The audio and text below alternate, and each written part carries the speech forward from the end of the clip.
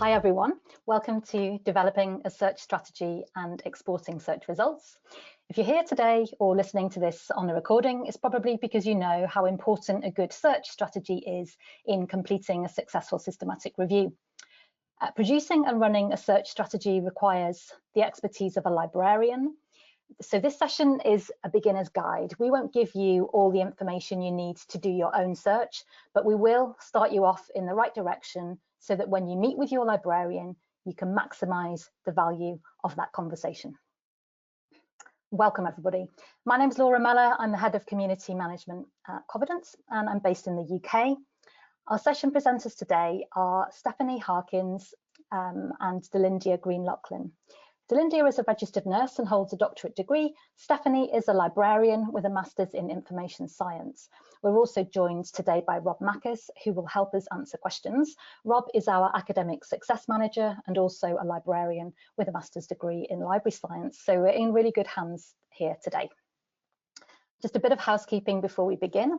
All webinar attendees are muted, but we would love to answer your questions. So please post those at any time during the session.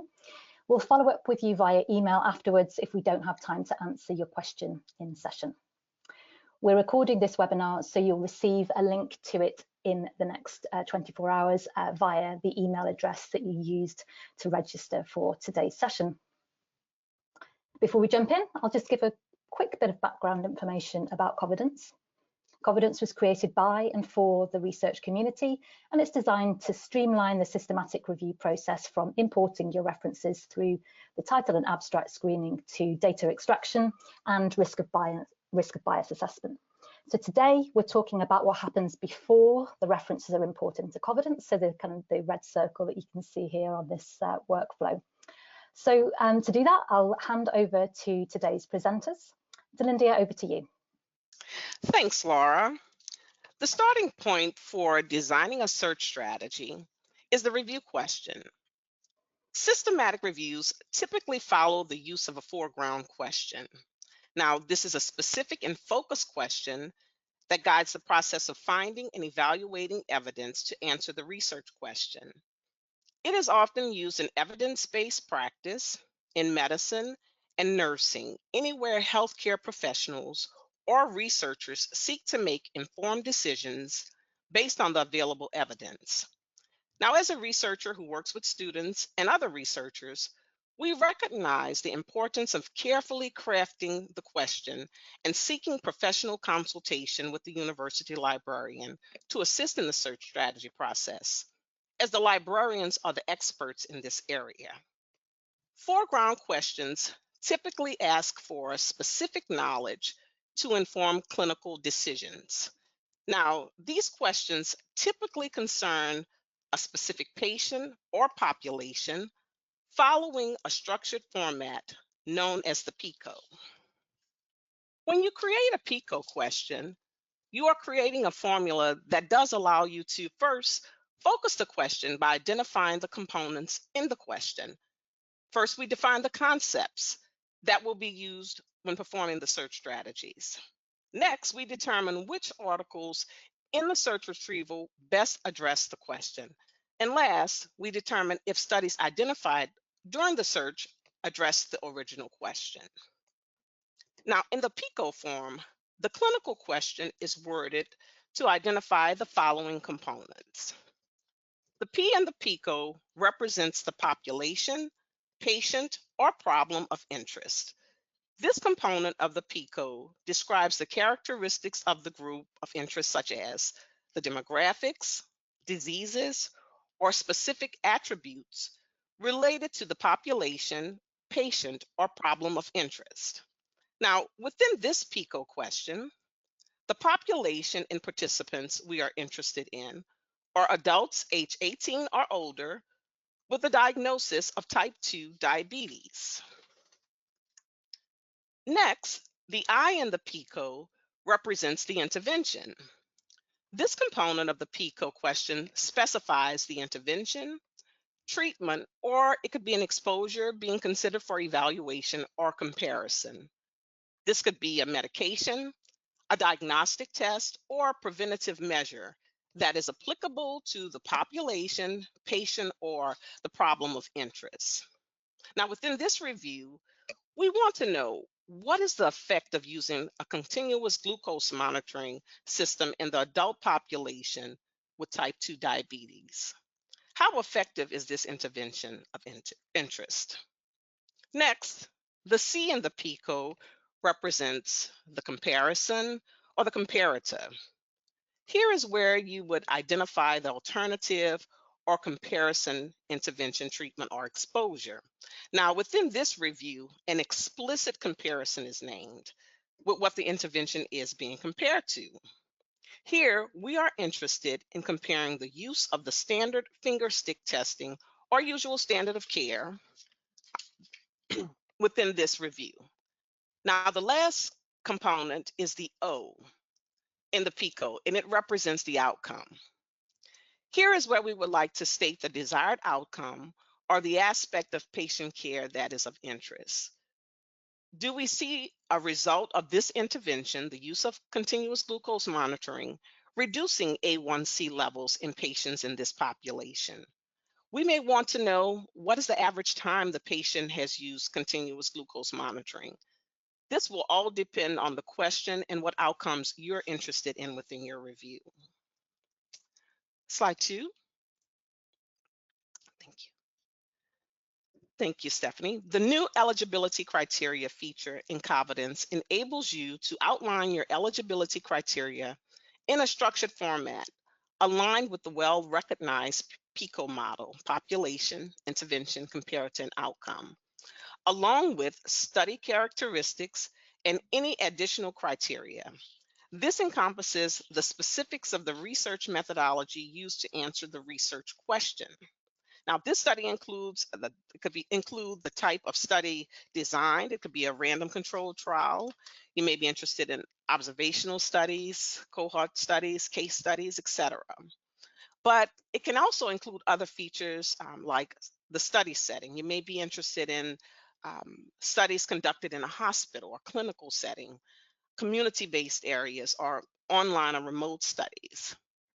Now, when creating a review in Covidence, just go to the settings page, select the tab for eligibility criteria. Here you can specify the inclusion and exclusion criteria for review so that you can view it while screening. Clearly defining your review's eligibility criteria is an important part of conducting a high-quality systematic review. By saving your eligibility criteria in Covidence, you ensure a consistent framework for your screening process, promoting both clarity and efficiency among your review team.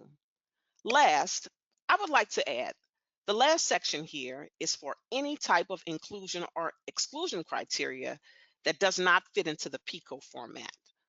For example, if you're using the SPIDER framework for qualitative and mixed methodology reviews, you may have additional criteria related to the nature of the phenomena being studied or the type of evaluation used. You're able to use different frameworks to structure your question. This can be done under the other section here in Covidence. I'll go ahead and hand it over to Stephanie now. Thank you, Delindia. Thank you for that information, introducing us to PICO and the importance of your PICO question when developing your search strategy or any framework such as SPIDER in developing a search strategy. So developing a search strategy and even a PICO question is an iterative process. So the first thing you can do in this process is to conduct a scoping search. I'll point out what I'm talking about is not a scoping review, which is its own type of project. A scoping search is an informal or a quick and dirty search to determine a few things. So a scoping search will allow you to get an idea of the literature that's already published. It will help you develop and refine your PICO question and your review question in general. And you'll also be able to verify that there's not an existing review on the topic. So it is going to be important that you add a unique contribution to the body of the literature. So as I mentioned, developing your search strategy is an iterative process. and will take a lot of revisiting it and playing around with your keywords, but that's what we're going to talk about today. So to develop your search strategy, you'll want to use a variety of different methods and methodologies to hone in on how you are going to develop your search. So of course, the first and most obvious is the PICO question that you've developed. Specifically, you're going to want to focus on the P and the I elements to formulate your search. You can play around with adding comparator and outcome keywords, just depending on the literature and your topic itself. But for the most part, especially at your initial search, you're mainly going to want to focus on the P and the I in your search terms. So it's a balance of wanting to keep your search as broad as possible so you don't miss important studies. But of course, you also want to narrow it down just enough to be specific. So it really is kind of a balancing act.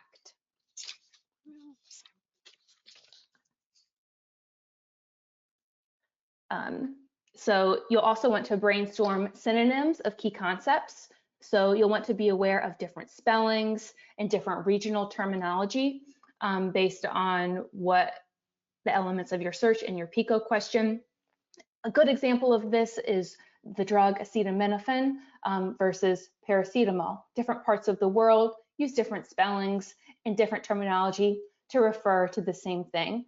So it will be important for you to brainstorm synonyms of key concepts when you're developing your search strategy. To help identify some synonyms and a tool to create a robust keyword search is to use controlled vocabulary. Controlled vocabulary is indexing within databases. You may have heard of MESH or MTree.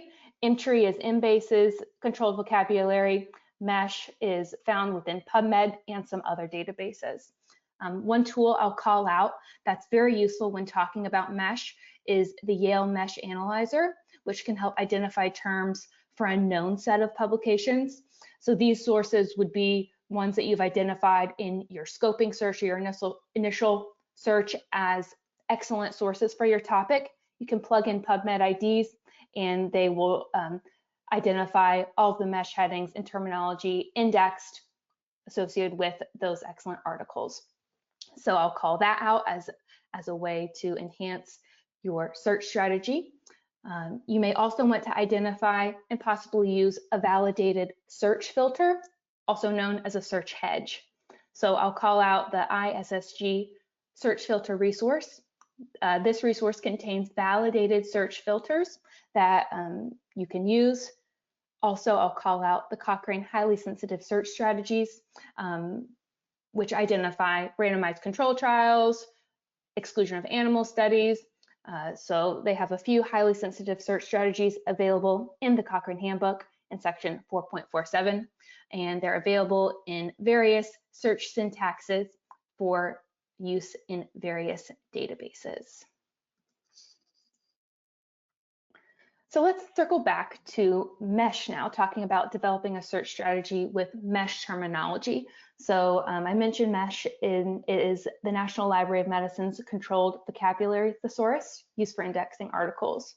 So MESH is a tool that you can use for various purposes. So it's going to assist in the development of synonymous keywords. So it will help you also inform you of the official medical terminology for a concept or portion of your PICO question and search strategy. And it's going to also inform you of how a term fits into the bigger picture of the concept. So you can also use MESH as part of a scoping search to help determine what other terms you need to add into your specific search strategy. And ultimately, it will help you build a search specifically with MESH terminology. So you'll be able to add specific MESH terminology and build your search with those terms.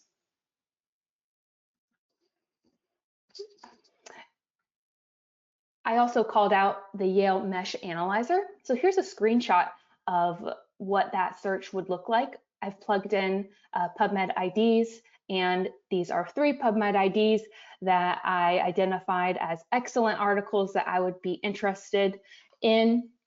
And it shows you here, title, and then all of the mesh headings associated with the different studies that I have plugged in. So this will also give me an idea of some possible terms that I need to add to my search. As I'll see here, I have the mesh headings, and this will give me a great idea of what I want to add to my search.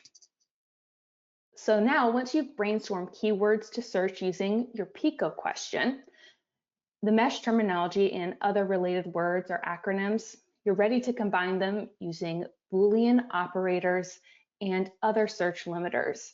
So you may or may not be familiar with Boolean operators. I'll call out some of the most common ones. So and will narrow a search, as you can see here demonstrated on the Venn diagram. The terms and will narrow your search, or it's going to expand your search.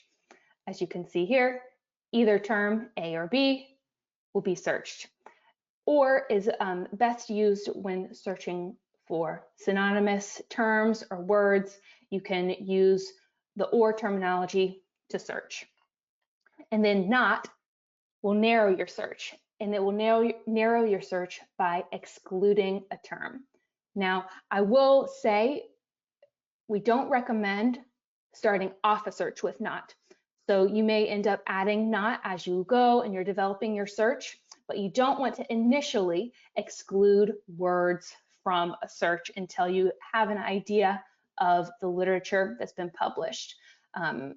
So I just wanted to call that out. You don't want to initially be excluding words when you're developing your search strategy, but not can come in very handy, especially is used in the validated search hedge to exclude animal studies and so on and so forth. Just be aware of that term. You can also use different limiters such as truncation and wildcards. So you can use the asterisk as truncation or a wildcard search to search different forms or forms of the word after an ending or different spellings of the word. You can also insert a $sign or a question mark, depending on which database you're searching in, to search for different spellings of the words, which can be very helpful. There's also the exact phrase search, which means you can put quotation marks around 2 or more words, and that will return results that are that exact word phrase in that order. So the exact phrase search can come in very handy. Now let's take a look at a sample keyword search strategy for that question that Delindia talked about earlier, our PICO question. So I did mention, so the main search terms that we're going to want to focus on are the population and the intervention. So terms 1 through 8 here, we will want to focus on. You can also add comparator and outcome terms, just depending on your particular search strategy and topic. It's not always necessary to add the C and the O terms to your PICO question. You may be able to hone in on those terms just by using population and intervention terms. Just be aware this is going to be unique to your specific research question, to what terms you need to input. So this is just an example of some keyword search strategy specifically for the PubMed database. You'll see here I've added some of the mesh brackets and title and abstract brackets here that are specific to the PubMed search syntax.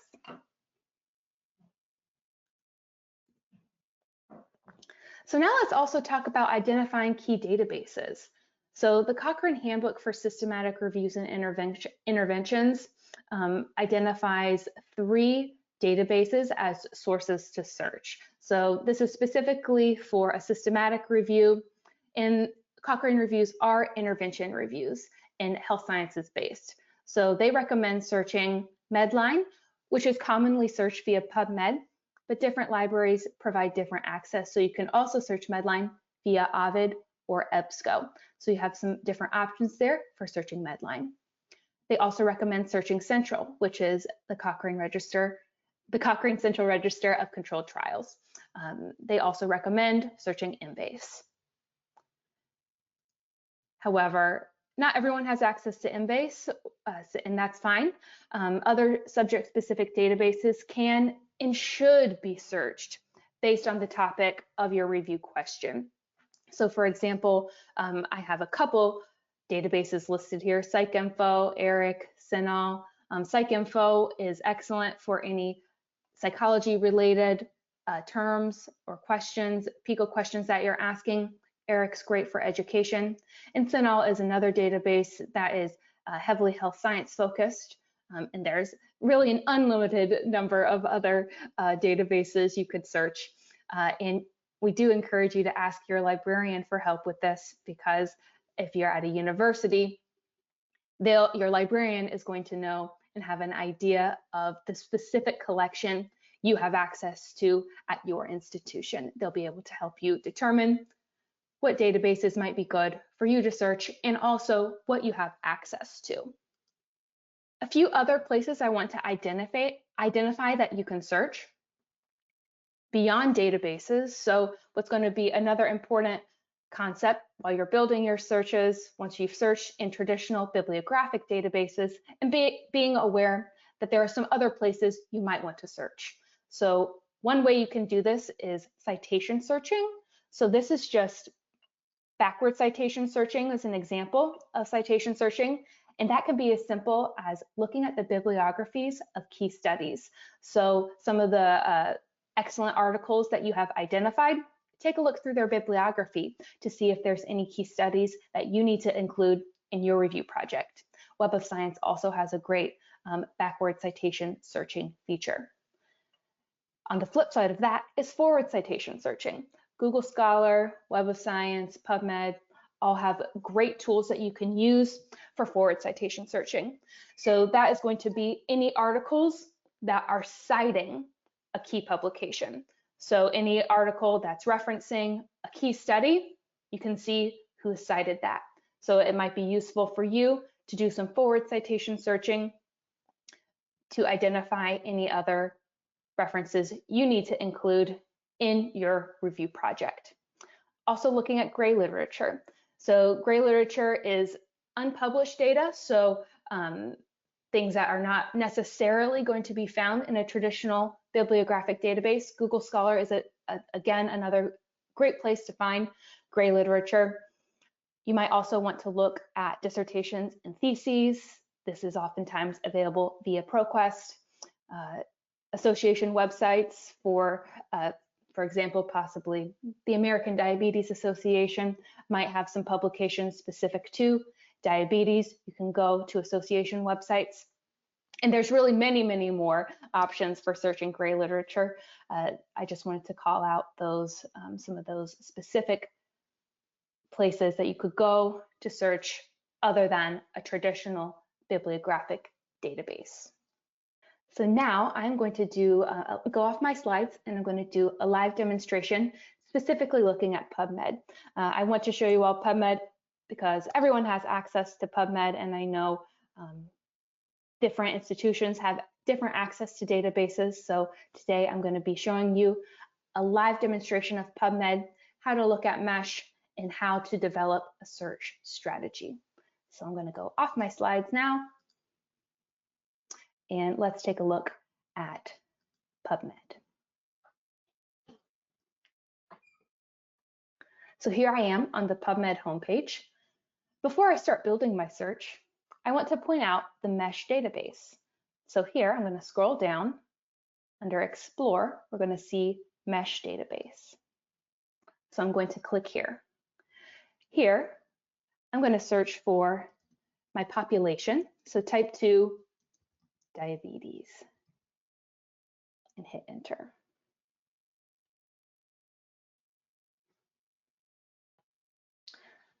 So I'm identifying here diabetes mellitus type 2 is the official MeSH terminology for type 2 diabetes.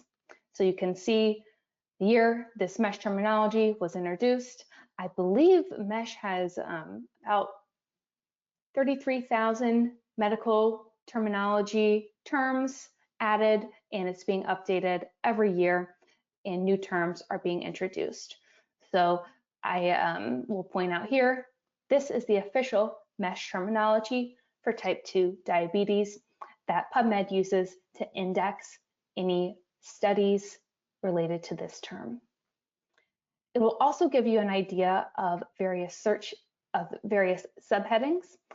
I'd have the option here to select a few. If I didn't select any of these or didn't select restrict to mesh major topic or do not include mesh terms down below this term in the mesh hierarchy. So this would be called exploding a term. So automatically exploding the term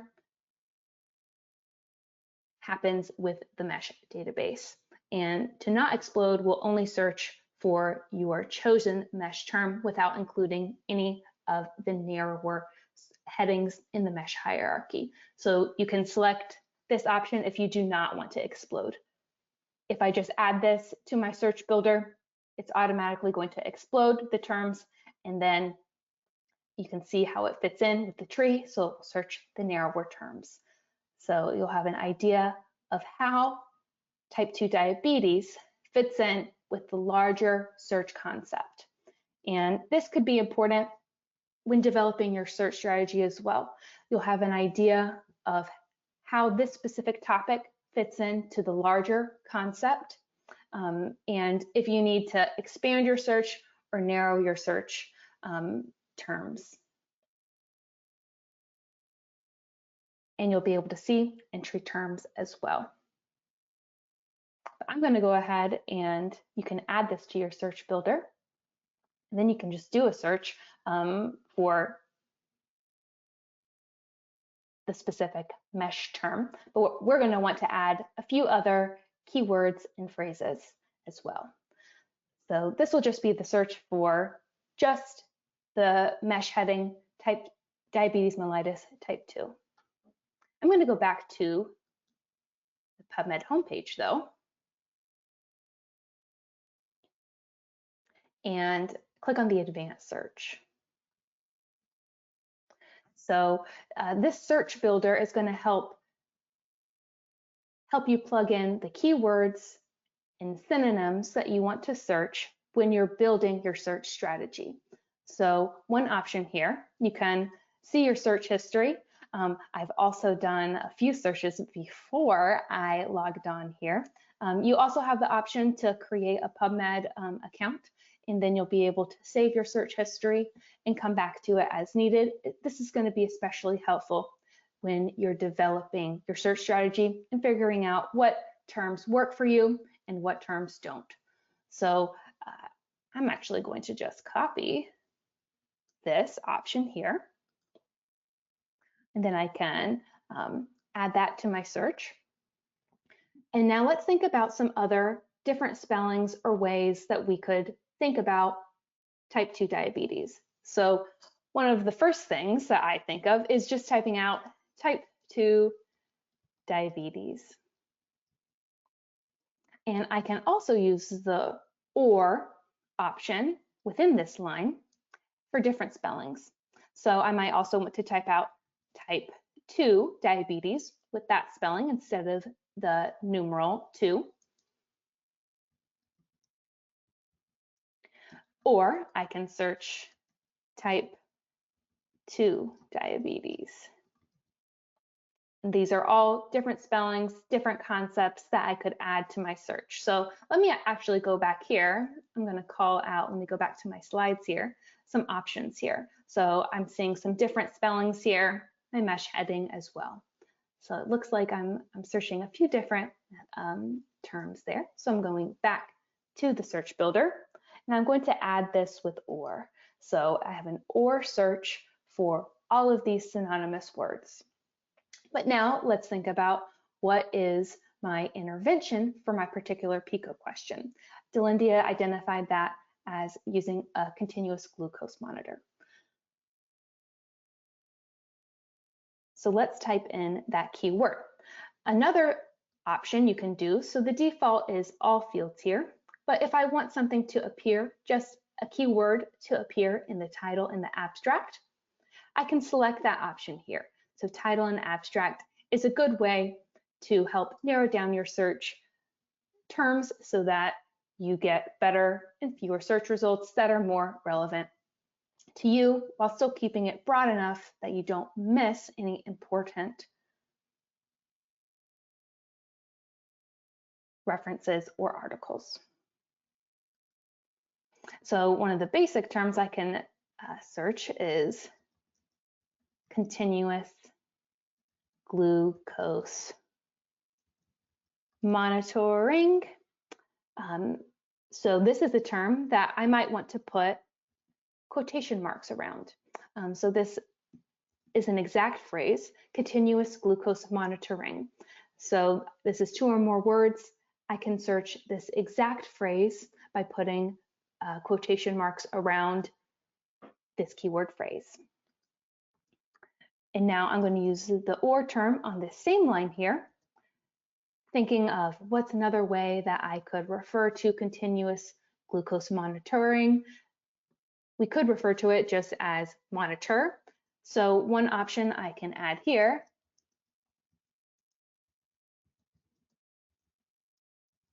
I'm going to add truncation or wildcard here. So this will get any formation of the word after monitor. So monitoring, it'll get that as well. And I'm not going to add brackets around this particular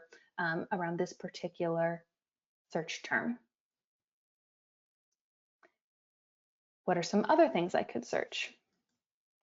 We might also want to search or with the acronym, so CGM. You do want to be careful searching acronyms as keywords because they could be referencing other terminology, just depending. So you want to make sure before you search an acronym that it is very specific to the topic at hand. I might add or real-time glucose monitoring. So I've used or to combine all of these keyword phrases.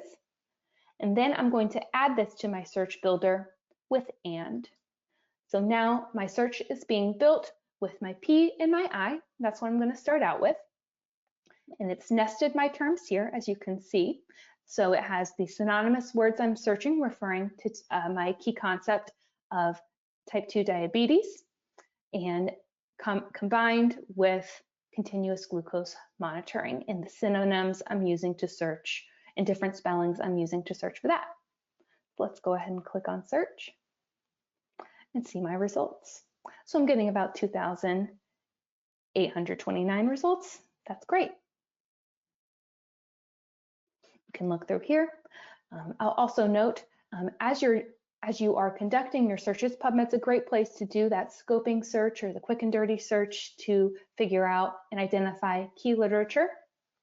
One very helpful thing you can do if you are trying to identify if a study has been done or if a systematic review has been published, one great place to look for already published systematic reviews is PubMed, because they have the article type systematic review. So you can click on this and identify any publications that have already been done on this topic to see how you are going to create a new and different review to fit into the scholarly conversation. So this is a great way. I'll also note searching Central or Cochrane Library. That is going to have a great resource of published systematic reviews to determine what you need to do for your particular systematic review. So I wanted to call that out. If you wanted to see how you would identify if something's already been published, if a systematic review has already been published. So PubMed is a great place to do that. So I'm actually going to untick this now. And then you'll be able to see if you want to read this article. I've also noted citation searching, and a forward citation search is available in PubMed and Google Scholar cited by is how you would do that. So this is a forward citation search. So these are references that are citing this particular source. And so you're going to want to note that all of these sources, the cited by sources, are going to be published afterward. Just want to call out all these would be newer. So note if it's a very, very new study, forward citation searching is probably not going to work for you. This is an option here for citation searching, and PubMed now has a pretty good linking to similar articles. If you want to look at that, that's another method for citation searching.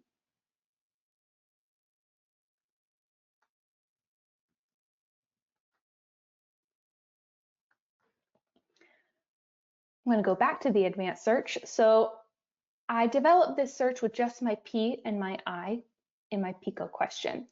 You can also add additional words and terminology if you need to further narrow down your search. So I'm still getting 2,829 results, almost 3,000 results. So I might consider adding my comparator or my outcome that I'm interested in my search. So I might just copy and paste my search here back into my query box. This is going to be very helpful. Your search details, as you're building your searches, you can see what has had success and what hasn't had success. So I am adding the search that I've already done to my query box, and then I can search for and add additional terms and combine them with and, which is going to help narrow down my search. So let's go back here and take a look at possibly the comparators. So there's a mesh terminology for blood glucose self-monitoring, which is a point in time and different than continuous glucose monitoring. Delindia identified the comparator as just a self-monitoring, the self-stick. So I can search for the mesh terminology, blood glucose self-monitoring, and searching for blood glucose self-monitoring in all of the fields.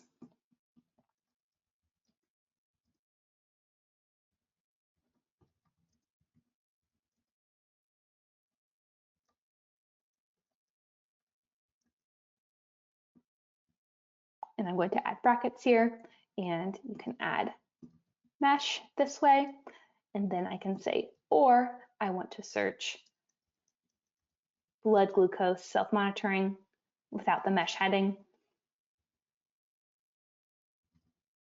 Sorry guys, I can't type and talk at the same time. And then blood glucose self-monitoring, and I can say title and abstract in brackets there. Then I can add this to my search with and, hit search, and I'm getting less results here. So we'll have that option. You can try adding those search filters as you need to.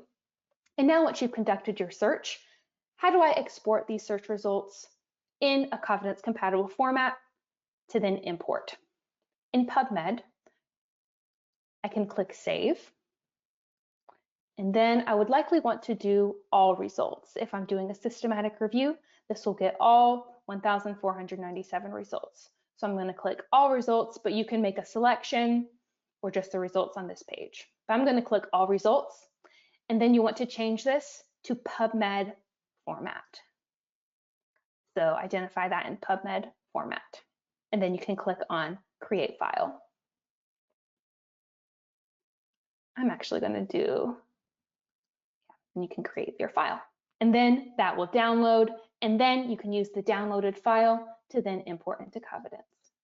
Let's talk about exporting your search results for your Covidence import. So Covidence accepts RAS text in NoXML and PubMed text format. So I identified how the mechanics of exporting your PubMed search results. You would do that as I showed you. So you can export directly from databases, and Covidence will automatically deduplicate your results, and that will populate your Prisma flow diagram at the end. You can also export from citation managers such as EndNote, Zotero, RefWorks, Mendeley, etc. So you can use those reference managers to create Covidence compatible formats. You might need to use a citation manager to manually create references found outside of traditional databases that don't have a direct export pathway into one of these compatible formats. So like gray literature or sources found via citation searching, you might need to use a citation manager to create a source that is Covidence compatible. So now I wanted to call out a few different databases. So I just showed you PubMed in the steps to take for this. We're going to share these slides afterwards and make them available for you all on our webinars pages. And for the recording, I wanted to show you how to export search results to create a Covidence compatible format. I know that's oftentimes a barrier. I help manage the support inbox, so oftentimes I do help people in how to get a Covidence compatible format. So here's an example of what I just showed you with screenshots. Here is an example of the central database. So the Cochrane handbooks recommend searching central and the trials database. So you would want to select the references you want to export your selected items, select RIS format, and download. And you're going to want to make sure, and this is a screenshot of the interface itself. I believe the default is this tick box here in the bottom right-hand side of my screen. I believe the default is to include the abstract, but when you're exporting your search results, you always want to make sure you include the abstract, because this will ensure that it is visible when you're screening in Covidence. EBSCO. EBSCO is another database host that you can search multiple databases on: CINAHL, PsycInfo, ERIC. You may also have Medline available via EBSCO. So this particular, if you're searching an EBSCO database, this is how you would export your search results. You click on Share and export your search results. You can email the link to yourself. Once you click on that step 2, you can then select the format. I recommend exporting in RIS format. Make sure you type in your email address and then hit send. So this is the mechanics of exporting search results from EBSCO to be able to import your search into Covidence. Now here's Ovid. So Ovid is another popular database that your library might provide access to. So this is the mechanics of how to export search results from Ovid. So you'll want to make a selection. Step 1, you'll want to make your selection. You can select all or select a range, whatever you need. Click on export. Then you'll come over here, make sure you select RIS format, and your fields. Again, make sure you select a field that has the abstract included, and then you can export that to then import into Covidence. ProQuest. So I just have a few more of these, but I wanted to include some of the most popular database hosts. So ProQuest is another search platform. You can make your selection, click on the 3 dots there, select RIS, and then make sure again that you select an option that contains the abstract. So I'll leave this here for a moment for the recording. That's how you export from ProQuest. Web of Science is another popular one. So this is a great citation index. So Web of Science is another excellent place to search, especially if you don't have access to Embase. Web of Science is another great option. So again, here are the steps. Export RIS. You can make your selection of records. I believe with Web of Science, you're not able to export more than 1,000 records at a time. So you might have to do a couple different exports from Web of Science if you have search results that are greater than 1,000. And I will call out, you can import an unlimited number of references into your Covidence project, but you will be limited by file size. So a Covidence file size to import is about 15,000 or 50 megabytes is the maximum size of a file you can import into Covidence. So just be aware of that. You might have to import a couple different batches into Covidence if you have greater than 15,000 results in a file. But in this case of Web of Science, you might also need to do a few batches because you can only export, I believe, 1,000 at a time. And last but not least, I'll show you Google Scholar. So we do recommend that you import your Google Scholar file last. So once you've conducted your searches in different databases and imported the different databases sources into Covidence, do Google Scholar last. And the reason we say that is because it's not possible to export abstracts from Google Scholar. So when duplicates are detected, so if one of your Google Scholar files is a duplicate of something else, the Google Scholar file will be marked as a duplicate, and the reference you see to screen has the abstract. So that's why we say import your Google Scholar file last, and this is the mechanics on how you would go about exporting a compatible file. So you'll save, go to your library, export, and then you can export into RefMan format, and that should provide you a pathway to then import your file into Covidence. And now last but not least, you're going to want to document your search, and then you can ultimately report it with Prisma. And Covidence has some aspects here that I have screenshots of where you can document your search. So underneath of your review settings, so where you can type in your review name, we have a place where you can document the date of your last search. You'll see that here, the date of your last search in your search strategy. So it's going to be important to save your search strategy, especially as you're developing it, and then especially once you've created your final search strategy. I recommend saving that wherever works best for you, but additionally saving it within Covidence. This way, everything for your review team will be in one place. It's going to be in Covidence. So everybody is working from the same information. And especially if you end up leaving the review team and you're the person who had the search strategy, then nobody else on the team knows where it went. They have to chase you down for it. It is very helpful to just document your search strategy and have it saved within Covidence. So when you're going to actually write and publish your paper, everything's just in one place, convenient. You don't have to go track down that file that you saved somewhere on your computer or in the cloud somewhere. Everything you need is in one place. And it is, of course, documenting the date of your last search. So review projects can take quite a long time. You'll know the date of your last search, and if it's taken you all a while, then you'll know if you need to do an updated search, if you need to run an updated search to update your review before it's actually published.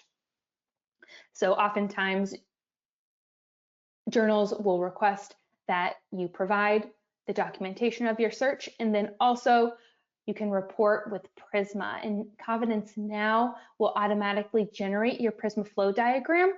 The screenshot on the right-hand side of my screen is an example of our DocX download. So this is a completely customizable download that is automatically generated by Covidence. You can add or take away any of the elements on the Prisma flow diagram. We've tried to align our Prisma flow diagram with the Prisma 2020 guidelines, but we recognize every journal is going to have a different requirement for Prisma reporting. So we wanted to provide a download that has information that you can change and update as needed. And that is all I have for you today. I appreciate your time. I will point out that we have pretty comprehensive information in our knowledge base. And of course, you can always write into support. So if you have any questions, about Covidence. Rob and everyone else on here, is there any questions that came through I can address for the recording that you've not been able to talk about?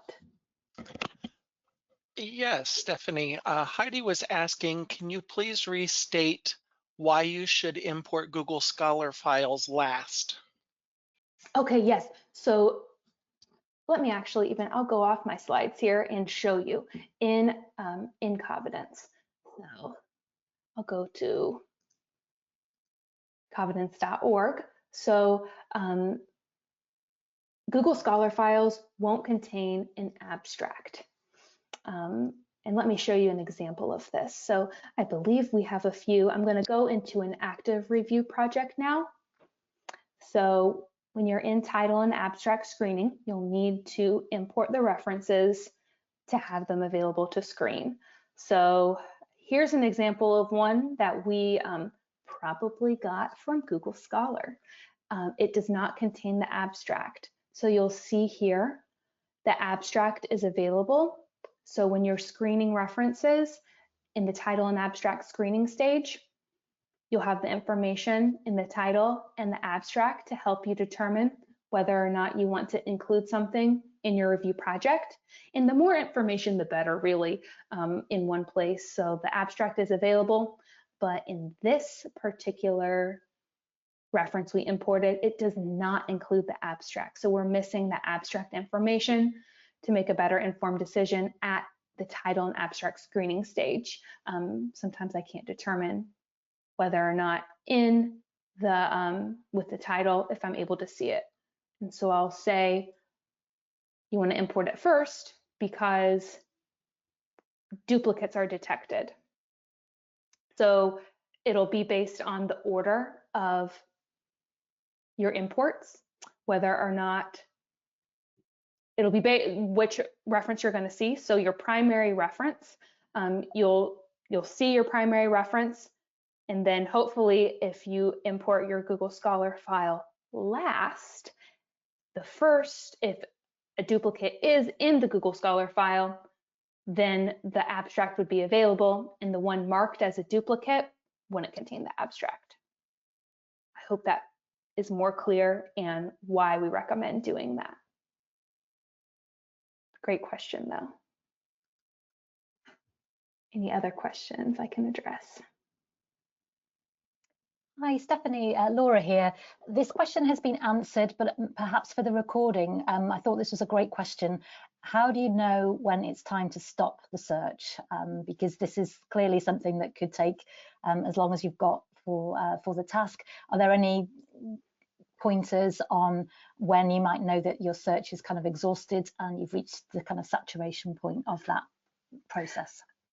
So that's a good question. Sometimes you may never know for sure. I will say that oftentimes researchers who are so thorough, and librarians who are so thorough in their searching never feel like something is good enough. So I will say it's a completely normal thing to feel like your search is not good enough or you need to do more. But once you've had that balance of specificity versus sensitivity.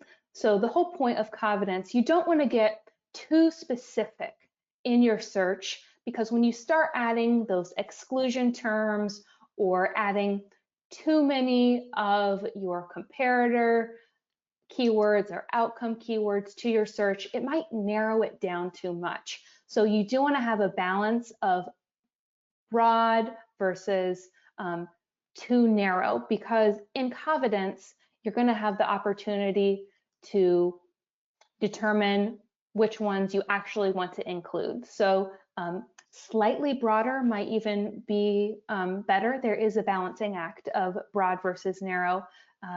For example, you might have done a search.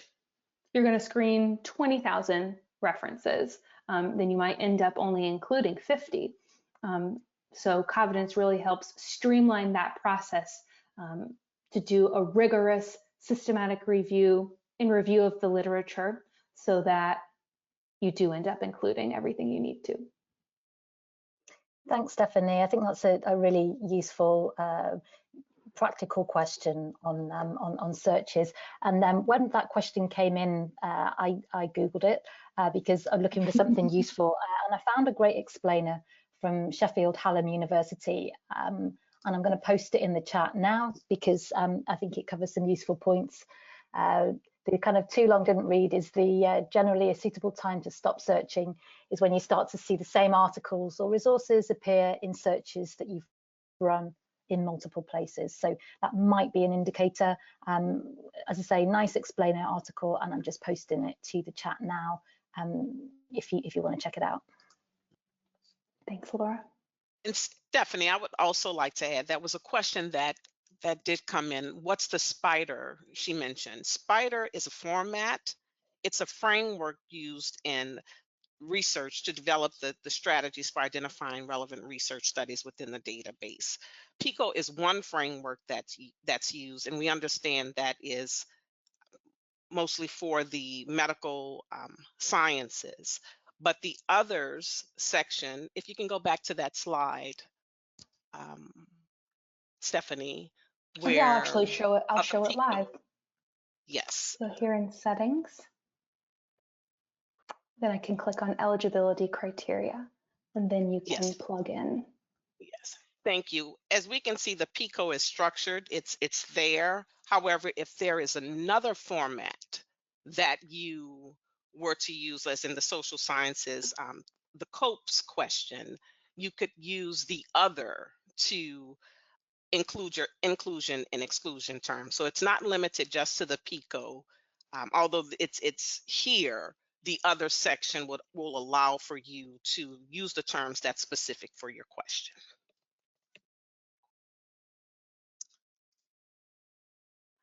And I think that was it, but that was a very good question.